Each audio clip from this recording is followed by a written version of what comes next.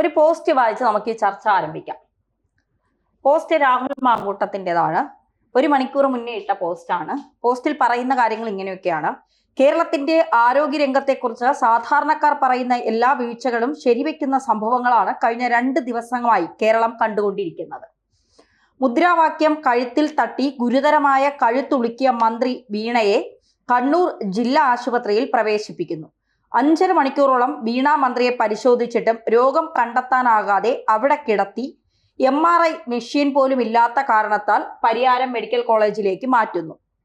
Pariyaram medical college വിശദമായി പരിശോധിച്ചിട്ടും സംഭവം എന്തോ വലിയ ഗുരുതരമാണ് എന്ന മനസ്സിൽ ആയതല്ലാതെ പരിക്കും കണ്ടുപിടിക്കാൻ പറ്റിയില്ല. അത് ഭേദമായതുമില്ല. 2 ദിവസം ക്ഷമിച്ച മന്ത്രി ഒടുവിൽ ഇന്ന് ഡിസ്ചാർജ് സമയത്തിന് മുൻപ് വെളുപ്പിന് 4 മണിക്ക് തന്നെ ഡിസ്ചാർജ് വാങ്ങി പോകുന്നു.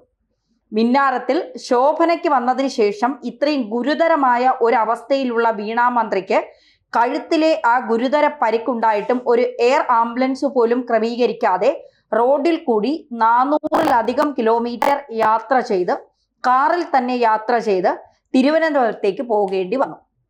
സർക്കാർ ആശുപത്രിയിൽ പോയ സാക്ഷാൽ ആരോഗ്യമന്ത്രിയുടെ അവസ്ഥ ഇതാണെങ്കിൽ നമ്മൾ സാധാരണക്കാരുടെ അവസ്ഥ എന്തായിരിക്കും? വെറുതെ അല്ല പൈസയുള്ളവർ ചികിത്സിക്കാൻ അമേരിക്കയിൽ പോകുന്നത്. മന്ത്രിയോടൊപ്പം ഡോക്ടർമാർ ചിരിച്ചുകൊണ്ട് നിൽക്കുന്ന ഫോട്ടോ സഹിതം പങ്കുവച്ചുകൊണ്ടാണ് രാഹുൽ മാങ്കൂട്ടത്തിന്റെ ഫേസ്ബുക്ക് പോസ്റ്റ്. രാഹുൽ മാങ്കൂട്ടം നിങ്ങളുടെ ഹീറോ ഇപ്പോൾ എന്ത് ചെയ്യുന്നു? വീട്ടിലിരുന്ന് പോസ്റ്റ് ഇട്ടിരിക്കുന്നു. അതാണ് അവസ്ഥ. ഈ തിരഞ്ഞെടുപ്പിൽ പാലക്കാട് മത്സരിക്കേണ്ട സ്ഥാനാർത്ഥി ഇപ്പോൾ ചില സാങ്കേതിക കാരണങ്ങളാൽ വീട്ടിലിരുന്ന് പോസ്റ്റ് ഇടുന്നു. പക്ഷെ പറഞ്ഞിരിക്കുന്ന കാര്യങ്ങളിൽ കുറച്ച് കാര്യമില്ലാതില്ല. ശരിയാ. പക്ഷെ എന്ത് ചെയ്യാനാ? ഇപ്പം ഈ തന്നെ പറഞ്ഞ പോലെ ആ മനുഷ്യൻ വീട്ടിൽ നിന്ന് പോസ്റ്റ് ഇട്ടുകൊണ്ടിരിക്കുകയാണ്.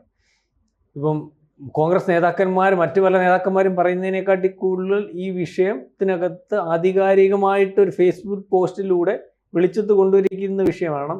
പിന്നാരത്തിലെ ശോഭനയ്ക്കുണ്ടായിരുന്ന അസുഖം പോലെയുള്ള ഒരു അസുഖമാണ് ഈ പറയുന്ന ആരോഗ്യമന്ത്രിക്കുണ്ടായിരുന്നാണ് പറയുന്നത്. അതുപോലെ തന്നെയുള്ള ഒരു അസുഖത്തെ പറ്റിയാണ് അവർ തിരിച്ചു പറഞ്ഞാൽ ഇയാൾ മറുപടി പറയുന്നത്. കാരണം പരിശോധിച്ചാൽ ആ രോഗത്തിന് അതേ അറിയത്തില്ല. അപ്പം ഈ പറയുന്ന മിന്നാരത്തിലെ ശോഭനയ്ക്കുണ്ടായിരുന്നുള്ള ഒരു അസുഖം പോലെ പരിശോധിച്ചിട്ടൊന്നും മനസ്സിലാവുന്നില്ല, ആർക്കും മനസ്സിലാവുന്നില്ല എന്ന ഒരു അസുഖമാണ് ഈ ആരോഗ്യമന്ത്രിക്ക് ഉണ്ടായിരുന്നെന്ന് പറഞ്ഞതുപോലെ അതേപോലെ പരിശോധിച്ചാൽ മനസ്സിലാകാത്ത ഒരു അസുഖമായിരുന്നല്ലോ ഇദ്ദേഹത്തിൻ്റെ വീട്ടിലിരുത്തുന്നതിനും കാരണമെന്ന് വീണായി തിരിച്ചു ചോദിച്ചാലും മറുപടി പറയേണ്ടി വരും. ഏതായാലും ഇതിനകത്ത് അഭിനയമാണോ അഭിനയമല്ലയോ എന്നുള്ളതൊക്കെ അവിടെ നിൽക്കുന്നു, അല്ലെങ്കിൽ അത്തരത്തിൽ കാര്യങ്ങൾ ചെയ്യുന്നു. പക്ഷെ ഒരു കാര്യം ഞാൻ ചോദിക്കുന്നു, കോൺഗ്രസിൻ്റെ സമരശൈലി ഇങ്ങനെയാണോ? ഈ കോൺഗ്രസിൻ്റെ സമരശൈലി എന്ന് പറഞ്ഞാൽ വഴിയെ നിൽക്കുന്ന മന്ത്രിയെ കല്ലെടുത്തെറിയുകയും അല്ലെങ്കിൽ അവരെ കരവയ്യാൻ ചെല്ലുകയും ഒരു വനിതാ മന്ത്രിക്ക് റോഡെ നടക്കാൻ പറ്റാത്ത അവസ്ഥ ഉണ്ടാക്കുകയും ഒക്കെ ചെയ്യുന്നതാണ്. കഴിഞ്ഞ ദിവസം അവരുടെ വീട്ടിൽ ഇരുത്ത് വെച്ചില്ല. ഇത് പോട്ടെ, ഇവരങ്ങ് അഭിനയിച്ച് തകർത്തു, അവരെങ്കിൽ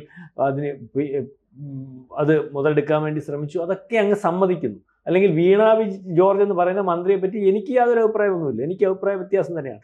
അവരുടെ ഇടപെടലും അല്ലെങ്കിൽ അവരുടെ രീതികളും അവരുടെ പ്രവർത്തന ശൈലിയൊന്നും സാധാരണക്കാർക്ക് യോഗ്യമാകുന്ന ഒരു കമ്മ്യൂണിസ്റ്റ് മന്ത്രിക്ക് യോഗ്യമാകുന്ന ഒന്നുമല്ല തുലനം ചെയ്യുമ്പോൾ, ആരെ മുൻ മന്ത്രിയെ തുലനം ചെയ്യുമ്പോൾ. അതുകൊണ്ട് അവരെ ഇഷ്ടമല്ല.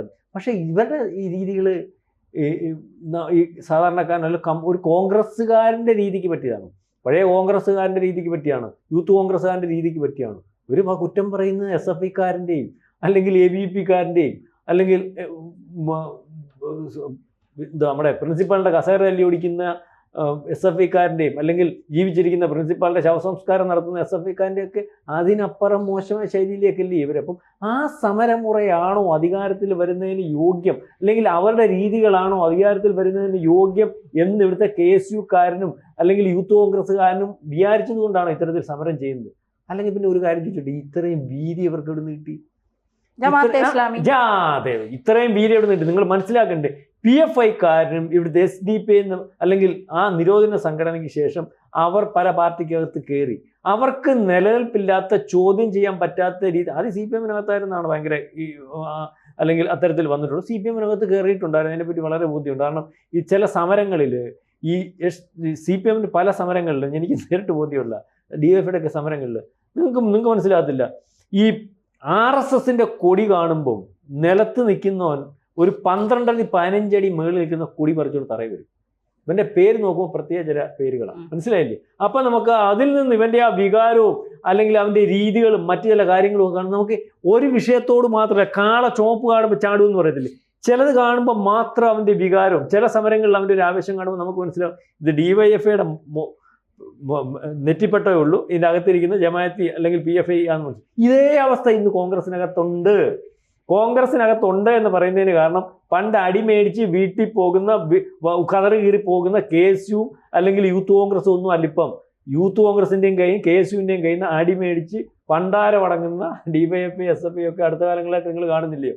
ഈ അടിച്ചുകാരാന്ന് പേര് നോക്കുമ്പോൾ ഇതുപോലെ പ്രത്യേക ചില പേരുകളാണ് മനസ്സിലാകുന്നുണ്ട്. അത് അവർക്ക് അടിക്കാനും അറിയാം, അവർക്ക് ആ ശീലവും ഉണ്ട്, അടി പഠിപ്പിച്ചിട്ടുമുണ്ട്. അപ്പം ഇപ്പം അവരുടെ സമരമുറകൾ, അവരുടെ ഒരുപക്ഷെ VD സതീശൻ്റെ ജാഥ പോലും നയിക്കുന്നതിന് അല്ലെങ്കിൽ അതിനകത്ത് ഈ പറയുന്ന ആൾക്കാരാ കൊണ്ടുവരുന്നത്. അയാൾ പിന്നെ മുദ്രാവാക്യം അതാണെന്ന് എന്തോ മതമാണ് പ്രശ്നം എന്നുള്ള മുദ്രാവാക്യം വിളിച്ച് ജമാഅത്ത് ഇസ്ലാമിക്ക് സിന്ദാബാദ് വിളിച്ചുകൊണ്ട് വരുന്ന. അപ്പോൾ ഇതിനകത്ത് ഇത് പറയാൻ അല്ലെങ്കിൽ അർഹത ഉള്ള ഒരാളല്ല രാഹുൽ മാങ്കൂട്ടം. ശരിക്കും പറഞ്ഞാലേ ഈ പറയുന്ന രാഹുൽ മാങ്കൂട്ടത്തിൻ്റെ പോസ്റ്റ് അത് വളരെ ഗൗരവമുള്ള ചില കാര്യങ്ങളുണ്ട്. കാരണം ആശുപത്രിയിൽ അഡ്മിറ്റ് ചെയ്ത് ആരോഗ്യമന്ത്രി പുലർച്ചെ 4 മണിക്ക് അവിടുന്ന് ഡിസ്ചാർജ് ചെയ്യുന്നു. മെഡിക്കൽ ബോർഡ് ഓൺലൈനായിട്ട് യോഗം ചേർന്നിട്ടാണ് ആരോഗ്യമന്ത്രിയെ പോകാൻ അനുവദിക്കുന്നത്.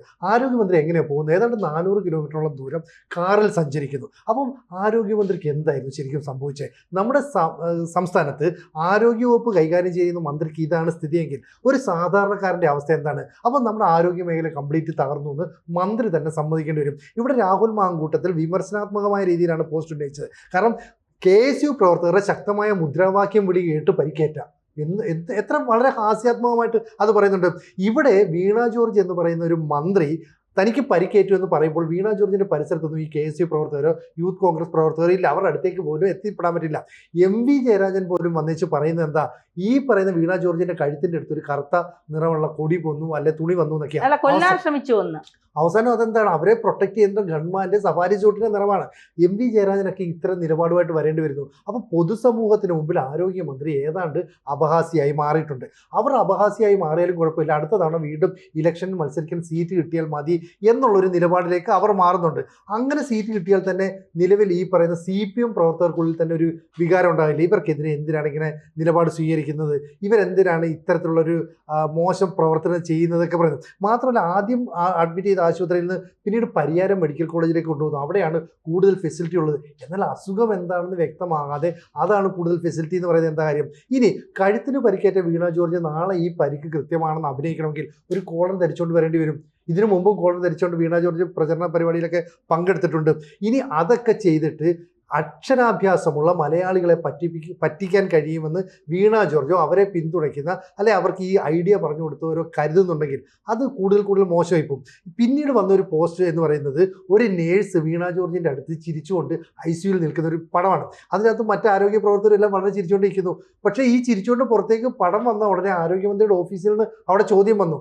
മെഡിക്കൽ കോളേജ് സൂപ്രണ്ടിൻ്റെ അടുത്തൊക്കെ ചോദിച്ചു, ഇത് ആരാണ് എടുത്തത്, എന്തിനാണ് സോഷ്യൽ മീഡിയയിലൂടെ പ്രചരിപ്പിച്ചത്? അതെടുത്ത ഒരു നേഴ്സാണെന്ന് തോന്നുന്നു. ആരോഗ്യ പ്രവർത്തകർ പറയുന്നു, ഈ കുറഞ്ഞ സമയം കൊണ്ട് എനിക്ക് ആരോഗ്യമന്ത്രിയെ ചികിത്സിച്ചപ്പോൾ കൂടുതൽ ഇൻറ്റിമസി തോന്നി, അടുപ്പം തോന്നി, അതുകൊണ്ട് ഞാൻ എടുത്താണെന്നൊക്കെ. പക്ഷേ ഇതും അപഹാസ്യമായി മാറും. കാരണം ഗുരുതരമായി പരിക്കേറ്റു, കഴുത്ത് പോലും അനക്കാൻ വയ്യാതെ കിടക്കുന്ന ഒരാൾ പിന്നീട് വരുന്ന ചിത്രത്തിൽ വളരെ ചിരിച്ച് സന്തോഷവതിയായിട്ട് അതേ ICUവിലെ മുറിക്കകത്തുള്ളിൽ നിൽക്കുന്നു. പിന്നീട് 4 കിലോമീറ്റർ ദൂരം പോകാനായിട്ട് പുലർച്ചെ 4 മണിക്ക് ഡിസ്ചാർജ് വാങ്ങി പോകുന്നു. ചുരുക്കം പറഞ്ഞാൽ ഈ രാഹുൽ മാങ്കൂട്ടത്തിൻ്റെ കൂരമ്പുകൾ ശരിക്കും ചെന്ന് വീണ ജോർജിൻ്റെ ശരീരത്തെ തറച്ചു കയറുന്നു എന്നല്ലേ നമുക്ക് മനസ്സിലാക്കാൻ പറ്റുക? അല്ല, അതിനകത്ത് ഒരു കാര്യമുണ്ട്. വീണ ജോർജിൻ്റെ ശരീരത്തും അല്ലെങ്കിൽ ഈ പറയുന്ന അഭ്യാസത്തിനകത്തും പ്രശ്നമുണ്ട്. കാരണം ഇന്നലത്തോടു കൂടി തന്നെ പൊളിഞ്ഞല്ലോ. പക്ഷേ ഇതിനകത്ത് ഈ സിനു പറഞ്ഞതുപോലെ ഈ വീണ ജോർജ് എന്ന് പറയുന്ന മന്ത്രി അല്ലെങ്കിൽ ആ മന്ത്രി മുഖേന ഈ ഗവൺമെൻറ് ചെയ്തിട്ടുള്ള കാര്യങ്ങളെല്ലാം അപ്രസക്തമാവുക, അല്ലെങ്കിൽ ജനങ്ങൾക്ക് പ്രയോജനപ്പെടുത്തുന്ന കാര്യങ്ങൾ ഇല്ലായ്മയാവുക. കാരണം 26% 10 കൊല്ലത്തിന് മുമ്പ് ഈ സാധാരണക്കാർ ആശ്രയിച്ചിരുന്നിടത്ത് 68% ആൾക്കാർ ഇപ്പം ഗവൺമെൻറ് സംവിധാനത്തെ ആശ്രയിച്ചുകൊണ്ടിരിക്കും. പക്ഷേ ഇത് ഈ നമ്മൾ പറയത്തില്ലേ, വെള്ളത്തിൽ അരച്ച വര പോലെ ആയില്ലേ? അല്ലെങ്കിൽ ഈ ഒരു മന്ത്രി കാരണം ഈ ഒരു മന്ത്രി, പിന്നെ ഒരു ബിന്ദു മന്ത്രി, പിന്നെ ഒരു നമ്മുടെ ഈ ചെങ്ങന്നൂർ എന്നുള്ള അദ്ദേഹത്തിന്റെ പേര് വേറെ മന്ത്രി സജി ചെറിയ, ഈ 3-4 മന്ത്രിമാർ എന്ത് ചെയ്താലും നമ്മൾ പറയത്തില്ലേ, എന്ത് ചെയ്താലും ഇവർ 3 പേരുടെ മതി, അല്ല അത് അവർ കൈകാര്യം ചെയ്ത് കൈ കൊടുക്കും എന്ന് പറഞ്ഞ പോലെയാണ് ഈ സ്ത്രീ രാവിലെ ഇവർക്ക്, ഞാൻ കഴിഞ്ഞ ദിവസം പറഞ്ഞ പോലെ ഇവർക്ക് നല്ലതൊരു ബ്യൂട്ടി പാർലർ തുടങ്ങുന്നു. കാരണം മനസ്സിലായി, രാവിലെ അവിടെ ഒരുങ്ങി കെട്ടി ഇറങ്ങിയാൽ മതിയല്ലോ. കാരണം ഒരു മന്ത്രി, ഒരു CPM മന്ത്രി, മറ്റു മന്ത്രിമാരുടെ കൂട്ടൽ ഒരു CPM മന്ത്രി ഇറങ്ങി വരുമ്പോൾ, അല്ലെങ്കിൽ അവർ ജനങ്ങളോട് എങ്ങനെയാണ് പെരുമാറേണ്ടത്, അവരുടെ രീതികൾ എങ്ങനെയാണെന്ന് ജനം ധരിച്ചു വെച്ചിട്ടുണ്ട്. ഇതേ സ്ഥലത്ത് തന്നെയാണ് വീണ ജോർജ് മനസ്സിലാക്കേണ്ടത്.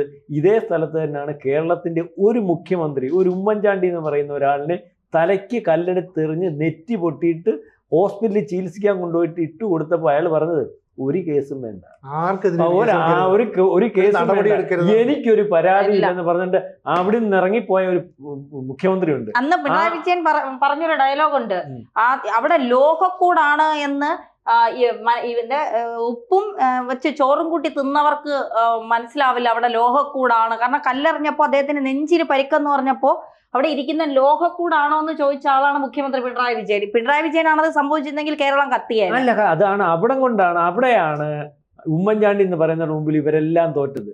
ഒരു KSUക്കാരനും വേണ്ട, ഒരു യൂത്ത് കോൺഗ്രസ്സുകാരനും വേണ്ട, ഒരു കോൺഗ്രസ്സുകാരനും വേണ്ട. അതാണ് കോൺഗ്രസ്, അതാണ് ഈ കേരളം ആഗ്രഹിക്കുന്ന കോൺഗ്രസ്. ഞാൻ അത് ആദ്യം പറഞ്ഞത് മനസ്സിലായിരുന്നില്ല.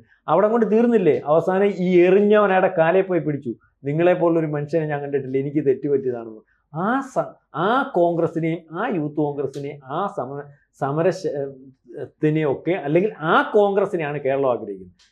കോൺഗ്രസിനെ കാണുന്നത് പോലെ CPM കാണുന്നുണ്ടോ, BJP കാണുന്നുണ്ടോ? അപ്പോൾ അതിൽ നിന്ന് വ്യത്യസ്തമായി VD സതീശൻ നയിക്കുന്ന ജാഥയും അല്ലെങ്കിൽ സമരമുറയും ഒക്കെ മാറിയെന്ന് മാത്രമേ ഞാൻ പറഞ്ഞുള്ളൂ. വീണ ജോർജ് ഈ പറയുന്നവരൊരു ബാധ്യതയായിട്ട് തന്നെ വന്നുകൊണ്ടിരിക്കുക. മനസ്സിലായത്? അതെ. കൂടുതൽ വാർത്തകളും വിശേഷങ്ങളും നിങ്ങളിലേക്ക് എത്താൻ ABC മലയാളം സബ്സ്ക്രൈബ് ചെയ്യുക, ബെൽബട്ടനും അമർത്തുക.